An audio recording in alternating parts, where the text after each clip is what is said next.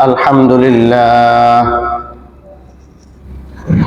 لله نحمده ونستعينه ونستغفره ونعوذ بالله من شرور أنفسنا ومن سيئات أعمالنا من يهده الله فلا مضل له ومن يضلله فلا هادي له ونشهد أن لا إله إلا الله وحده لا شريك له ونشهد أن سيدنا وسندنا وحبيب قلوبنا ومولانا محمدا عبده ورسوله أما بعد فأعوذ بالله من الشيطان الرجيم بسم الله الرحمن الرحيم أم كنتم شهداء إذ حضر يعقوب الموت إذ قال لبنيه ما تعبدون من بعدي قالوا نعبد إلهك وإله آبائك إبراهيم وإسماعيل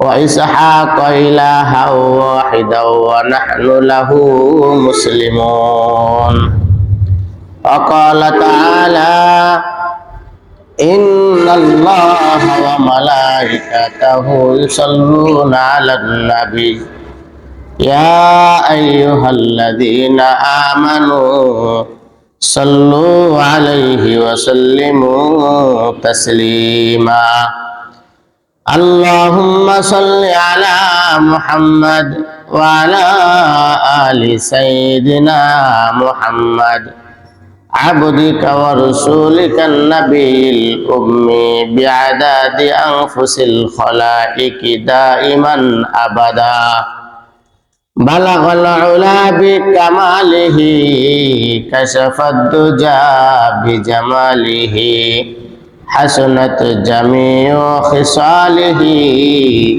صلوا عليه وآله سلموا يا قوم مبارك صلوا على صدر الأمين مصطفى ما جاء إلا رحمة للعالمين الصلاة والسلام عليك يا رسول الله الصلاة والسلام عليك يا حبيب الله الصلاة والسلام عليك يا سيد المرسلين الصلاة والسلام عليك يا رحمة للعالمين আলহামদুলিল্লাহ কালিমাতু শুকর আদায় করি মহান আল্লাহ রাব্বুল আলামিনের দরবারে যে আল্লাহ রাব্বুল আলামিন আমাকে এবং আপনাদের সকলকেই আল্লাহ তাআলার দয়া ও মেহেরবানিতে জুমার নামাজের জন্য প্রস্তুতি নিয়ে মসজিদে আসার এবং বসার কিছু কথা বলার এবং শোনার তৌফিক দান করেছেন এই জন্য কালিমাতু শুকর আদায় করি সকলেই বলি আলহামদুলিল্লাহ আল্লাহ রাব্বুল আলামিন যাকে ভালোবাসেন মুহাব্বত করেন তার দ্বারা বেশি বেশি নেক আমল করান সুবহানাল্লাহ আল্লাহ তাআলার পেয়ারা বান্দাদেরকে আল্লাহ তাআলা ভালোবাসেন প্রতিটা মানুষেরই পছন্দের মানুষ আছে কিছু যুবক আছে তার যুবক বন্ধু আছে এই যুবক বন্ধুটা মুরব্বী মৃত্যু পর্যন্ত অনেকের থেকে যায় আবার অনেক সময় দেখা যায় কোনো বন্ধুত্ব নাই কিন্তু বার্ধক্য যারা আছে তাদের মধ্যে বন্ধুত্ব সম্পর্ক হয়ে যায় কোন যুবক যদি কোনো বার্ধক্য যে ব্যক্তি তার সঙ্গে বন্ধুত্ব যেমনটা হয় না, ভালোর সঙ্গে ভালোর বন্ধুত্ব হয়, ভালোর সঙ্গে কখনো খারাপের বন্ধুত্ব হয় না। তাই আল্লাহ রাব্বুল আলামিন যাকে বন্ধু বানান, নিঃসন্দেহে সেই মানুষটা ভালো হইতে হবে। এই জন্য আল্লাহ তাআলা বন্ধু হিসেবে তাদেরকেই কাছে টেনে নেন যারা আল্লাহ তাআলার হুকুম আহকাম পালন করে, আল্লাহকে যারা মেনে চলে, আল্লাহর পুরো আদেশগুলোকে পরিপূর্ণভাবে পালন করে, এরাই হলো আল্লাহ তাআলার পেয়ারা বান্দা, পেয়ারা মাহবুব বান্দা।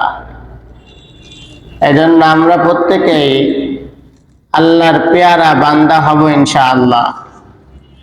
আল্লাহ তাআলা আমাদের সকলকে আল্লাহ তাআলার পেয়ারা বান্দা হওয়ার যোগ্যতা তৌফিক দান করুক, আমিন।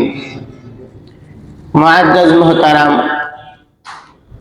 আল্লাহ সুবহানাহু ওয়া তাআলা কিতাব নাজিল করেছেন, 104 খানা কিতাব নাজিল করেছেন।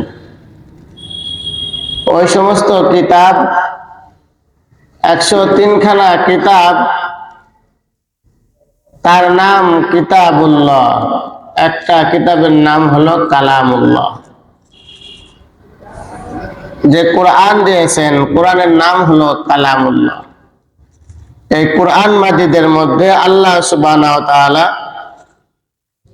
মানুষ, আমরা যারা এখন আছি, রসুলের থেকে শুরু করে কিয়ামত পর্যন্ত যত মানুষ আসবে, এই সমস্ত মানুষ রসুলের যেই পূর্বে যে সমস্ত নবী আলাইহিমুস সালাম এসেছিলেন, তাদের কারগুজারি আমরা কেউই জানি না। আমার আপনার রসুলও জানতেন না, রসুলকে জানানো হয়েছে এরকম কোরআনের মাধ্যমে। ওই কথাগুলো আমার আপনার জন্য একটা বিধান হয়ে দাঁড়িয়ে গিয়েছে। ওই কথাগুলো, কাজগুলো এখন আমার আপনার নসিহত হয়েছে। যদি আমি আপনি পালন করি, তাহলে আমার আপনার জন্য সুখময় দিনগুলো অপেক্ষা করছে, আমার আপনার জন্য জান্নাতের নিয়ামতগুলো অপেক্ষা করছে, আমার আপনার জন্য জান্নাতের হুরগুলো অপেক্ষা করছে।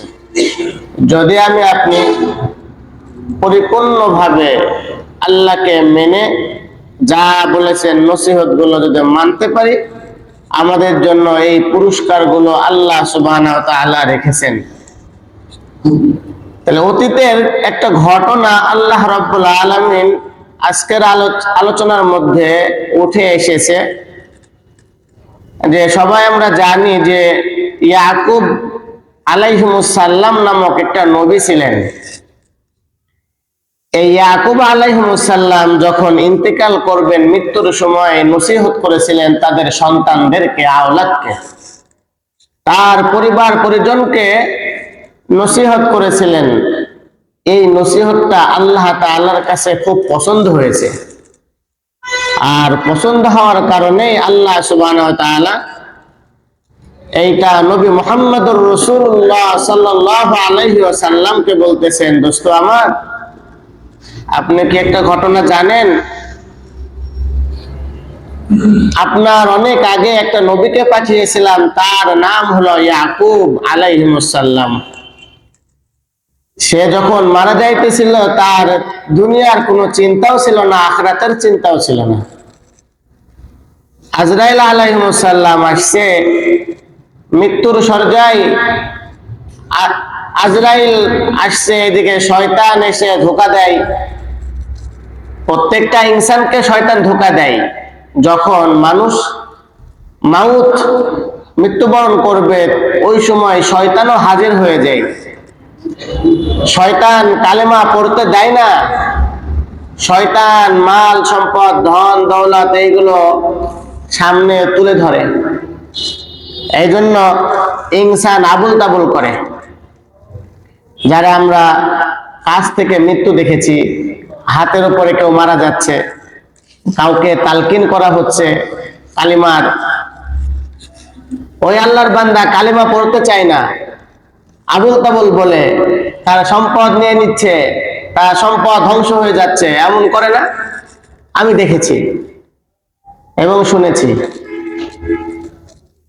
এই আবুল তাবুল করে, এইগুলো কোরআন ও হাদিস দ্বারা প্রমাণিত যে শয়তান তার সামনে এসে তার সম্পদের ছবিগুলো তুলে ধরে, তখন বান্দা ওই আখিরাতের কালিমার দিকে তারা চিন্তা থাকে না, তখন সে আবুল তাবুল কথা বলতে থাকে। শেষ পর্যায়ে দেখা যায় কালিমা পড়তে পারে না, ওইভাবে তার মৃত্যু হয়ে যায়। যদিও বা সে মুসলমান, কিন্তু যদি কালিমা পড়তে পড়তে তার মাউতটা হয়ে যেত, তার শেষ সময় তার জবানে কালিমা লা ইলাহা ইল্লাল্লাহ মুহাম্মাদুর রাসূলুল্লাহ সাল্লাল্লাহু আলাইহি ওয়াসাল্লাম, এর জন্য তো খুশখবর, খুশির সংবাদ আল্লাহ সুবহানাহু ওয়া তাআলা দিয়েছেন। তখন আল্লাহ রাব্বুল আলামিন বলতেছেন ইয়াকুব আলাইহিস সালামের ঘটনা রাসূলকে যে বলেন, দোস্ত, যখন আজরাইল আলাইহিস সালাম গিয়েছে, তার মরার কোনো চিন্তা, সে মারা যাবে জানে, কিন্তু তার বর্তমান বা অতীত বা ভবিষ্যৎ কোনো বিষয় নিয়ে সে পেরেশান না। তার সন্তানদেরকে কিছু নসিহত করেছে, যেটা আমার কাছে খুব ভালো লেগেছে। তাই আমি তোমার কোরআনের মধ্যে তোমার উপরে নাজিল করলাম, তুমি নিজেও এইটা পালন করবা, তোমার উম্মতদেরকে, যারা গার্ডিয়ান বাবা মা, তাদেরকে এইগুলো করতে বলবেন, রাসূলকে আদেশ করেছেন। কোরআনের প্রত্যেকটা কথাই আদেশ, কোরআনের প্রত্যেকটা কথাই নিষেধ। আল্লাহ তাআলার আদেশ যেমন সত্য, নিষেধ তেমনও সত্য। ইন্নাল্লাহা ইয়া'মুরু বিল আদলি ওয়াল ইহসান ওয়া ইতা'i যিল কুরবা ওয়া ইয়ানহা আনিল ফাহশাই ওয়াল মুনকার ওয়া লাযিকরুল্লাহি আকবার। এখানে তিনটা আদেশ আর তিনটা নিষেধ। নিষেধ তিনটাও গুরুত্বপূর্ণ, আদেশ তিনটাও গুরুত্বপূর্ণ।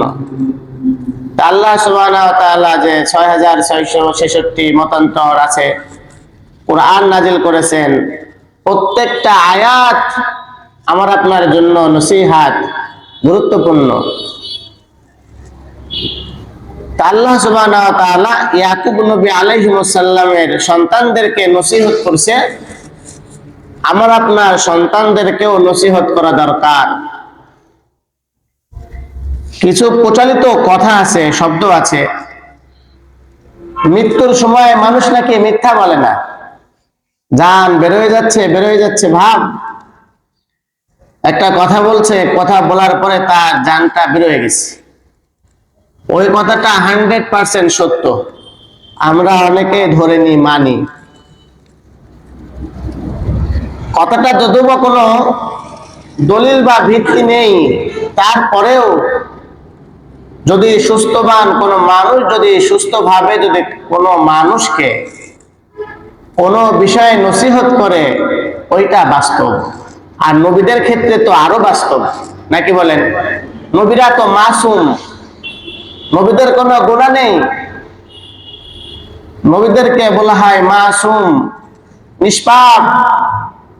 কেউ যদি নবীদের প্রতি বিন্দু পরিমাণ ভুল ধারণা রাখে, তার ঈমান থাকবে না, তার ঈমান নষ্ট হয়ে যাবে, সে কাফের হয়ে যাবে। এই জন্য রাসূল বলেছেন, আল্লাহ সুবহানাহু ওয়া তাআলা বলেছেন ওইটা মেনে নেওয়া। তো রাসূল সাল্লাল্লাহু আলাইহি ওয়াসাল্লামকে ইয়াকুব আলাইহিস সালামের মৃত্যুর সময় তার সন্তানদের নসিহত, আম কুনতুম শুহাদা ইয হাদারা ইয়াকুবাল মাউত, আমার আপনার মালিক মহান আল্লাহ, আল্লাহ জাল্লা জালালুহু রাসূলকে ডেকে বলেন, দোস্ত আমার, আপনি কি জানেন আপনার পূর্বে অনেক নবী পাঠিয়েছিলাম, অনেক ইতিহাস আপনার জানা নাই, কেন বা আপনি জানবেন? আপনি তো বহু পরে আসছেন, কিন্তু আমি আপনাকে মহাব্বত করি, আপনি আমার দোস্ত, শেষ নবী, আপনার পরে কোনো নবী আর আসবে না। এই জন্য আপনার কাছে কোনো কিছু লুকাবো না, কোনো কিছু বাদ দিব না, ইতিহাস যা আছে সব বলে দিব, যেটা আমি অন্য অন্য নবীদের ক্ষেত্রে বলি নাই।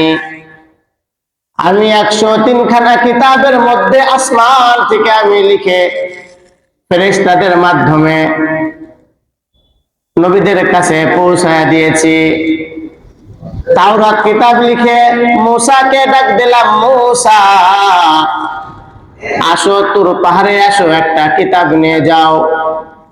মূসা তুর পাহাড়ে আসলো, আমি তার মাথার উপরে তাওরাত কিতাবটা তুলে দিলাম, আর বলে দিলাম, মূসা তুমি তোমার এই কিতাব পড়বা, আর তুমি নিজেও আমল করবা, তোমার উম্মতদেরকে তুমি শোনাবা।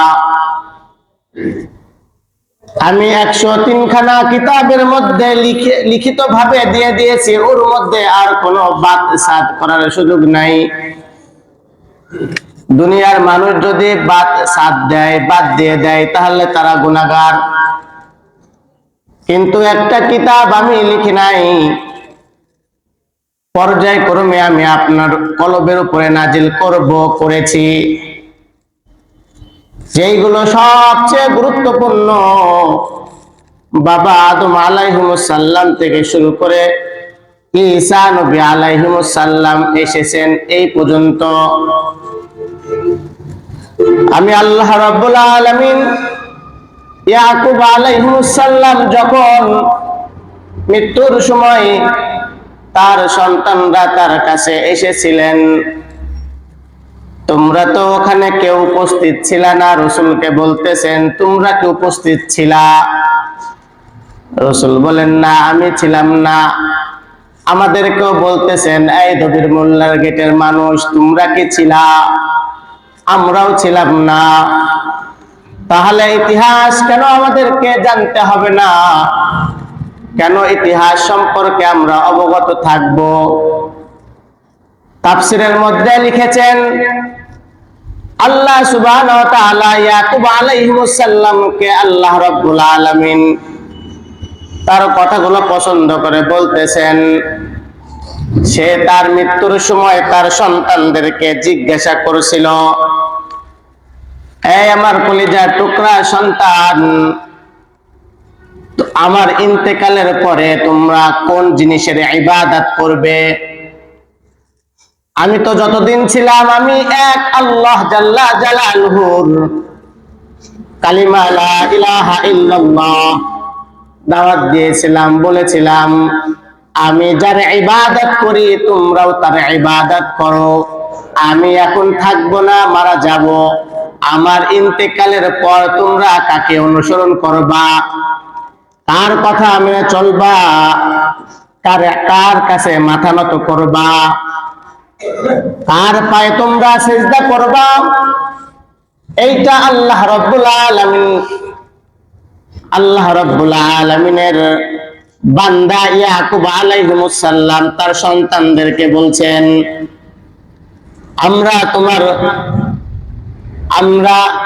আমি তোমার পিতা, আমার অনুসরণ তোমরা কিভাবে করেছিলা?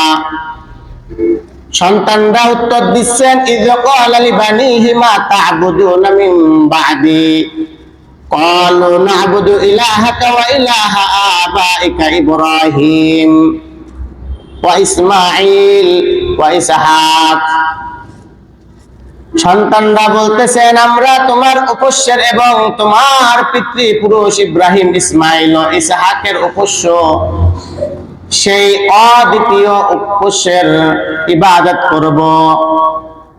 বাবা যেমন সুন্দর, বাবা যেমন নবী, তাদের সন্তানগুলো কত সুন্দর।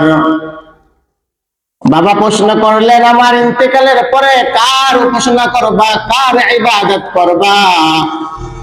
সন্তানগুলো বলতেছেন, আমরা তার ইবাদত করব যার ইবাদত তুমি করেছিলা, তোমার পূর্বপুরুষ করেছিল। এবার সন্তানরা নাম ধরে বলতেছেন, তোমার পিতৃপুরুষ ইব্রাহিম ও ইসমাইল ও ইসহাক নবী আলাইহিমুস সালাম যার ইবাদত করেছিল, আমরাও তার ইবাদত করব। ও দুনিয়ার মুসলমান, একটু বোঝা দরকার, আম গাছ সুন্দর, খুব সুন্দর একটা আম গাছে সুন্দর আম হবে, মিঠা আম গাছে মিঠা আম হয়, কখনো টক আম গাছে মিঠা আম হয় না, এইটা সত্য। কিন্তু কখনো কখনো দেখেন টক আম গাছের মধ্যে যদি একটা আম মিঠা হয়, তাহলে বুঝতে হবে এর মধ্যে আল্লাহ তাআলার হিকমত আছে, আল্লাহ তাআলার কুদরতে দ্বারা ভরা। ঠিক অনেক নবীর সন্তান জাহান্নামী হয়েছে, অনেক নবীর স্ত্রী জাহান্নামী হয়েছে, কিন্তু ওই একটা জাহান্নামী হওয়ার কারণে সকলেই খারাপ না, আর সকলেই ভালো বিধায় আবার সকলেই ভালো তা না। এই জন্য কবি বলেন, সোহবাতে সালেহ তোরা সালেহ কুনাত, সোহবাতে তালেহ তোরা তালেহ কুনাত। সোহবাত একটা এমন জিনিস, ভালোর সোহবাতে ভালো হয়ে যায়, খারাপের সোহবাতে থাকলে খারাপ হয়ে যায়। এই যে সোহবাত যেমন একটা সত্য, তেমন কথাটা সত্য। ইয়াকুব আলাইহিস সালামরা বলতেছেন, আপনি যার ইবাদত করেছেন, আপনার পূর্বপুরুষ পিতৃপুরুষ যারা ইব্রাহিম ইসমাইল ইসহাক যার ইবাদত করেছে, আমরাও তার ইবাদত করব। ও দোস্ত আমার, আমি নামাজ পড়ি কিন্তু আমার সন্তান নামাজ পড়ে না। আমি বুজুর্গ ছিলাম, আমার সন্তান বুজুর্গ হয় না। আমি ছিলাম খুব ধার্মিক, কিন্তু আমার বংশধরের মধ্যে ধার্মিক হয় না। কারণ একটাই, আমি তো কখনো মাউতের সময় তাকে নসিহত করি নাই, বরঞ্চ মাউতের সময় আমি আমার উপার্জিত যেই সম্পদ আছে, এই সম্পদ নিয়ে পরেশান হয়ে যায়, যার কারণে সন্তানদেরকে বলতে পারি না, এই সন্তান আমার হায়াত শেষ হয়ে যাচ্ছে, আমি কয়দিন পর দুনিয়া থেকে বিদায় নেব, মনে হয় এখনই বিদায় নেব। আমার শেষ নসিহত হলো এই, আমি যতদিন পর্যন্ত নামাজ পড়েছি রে বান্দা, আমি যতদিন পর্যন্ত আল্লাহর ইবাদত করেছি, আমি কোনো শিরকি করি নাই, কোনো গুনাহের কাজ করি নাই। এই সন্তান, তুই কখনো নামাজ ছাড়বি না, কখনো তুই গুনাহের কাজ করবি না। এই নসিহতটা আমরা না করার দরুনে আমাদের সন্তানগুলো বুজুর্গ হয় না, এই জন্য আমাদের সন্তানগুলো বেনামাজি হয়, নামাজি হয় না। আল্লাহ রাব্বুল আলামিন বলতেছেন, ইব্রাহিম ওয়া ইসমাঈল ওয়া ইসহাক ইলাহা ওয়াহিদা ওয়া নাহনু লাহু মুসলিমুন। শেষ অংশে বলেন, সন্তানরা বলেন, সেই অদ্বিতীয় যার কোনো শরীক নাই, ওই আল্লাহ যে আল্লাহর কোনো শরীক নাই, এক অদ্বিতীয়, আমরা একমাত্র ইবাদত করব ওই আল্লাহর, যে আল্লাহ তাআলার কোনো ছেলে নাই, যে আল্লাহর কোনো মেয়ে নাই, যে আল্লাহ তাআলার কোনো কিছুই নাই, আল্লাহ এক অদ্বিতীয়, এই আল্লাহ জাল্লা জালালুহুর আমরা ইবাদত করব। সন্তানের কত সুন্দর কথা। আমি আপনি আপনার সন্তানদেরকে মোবাইলের মধ্যে যত আজে বাজে জিনিস শিখাই, নাচ শিখাই, গান শিখাই, আর ওইগুলোতে আমরা খুব মজা পাই, কিন্তু সন্তানকে আমরা ভালো কিছু শিখাই না, বিদায় সন্তানের কাছ থেকে ভালো কিছু আশা করি না, করতে পারিও না। এজন্য আসুন আজ থেকে আমরা প্রত্যেকেই আমাদের সন্তানদেরকে নসিহত করব, বিশেষ করে মাউতের সময় যখন কালেমার তালকিন দেবে, তখন সুস্থ ব্রেন যদি থাকে, তাহলে আমি আমার সন্তানকে নামাজ, রোজা, হজ, যাকাতে তালকিন করব ইনশাআল্লাহ। আল্লাহ জাল্লা জালালুহু আমাদের তৌফিক দান করুক, আমিন। ওয়া আখিরি দাওয়ানা আলহামদুলিল্লাহি রাব্বিল আলামিন।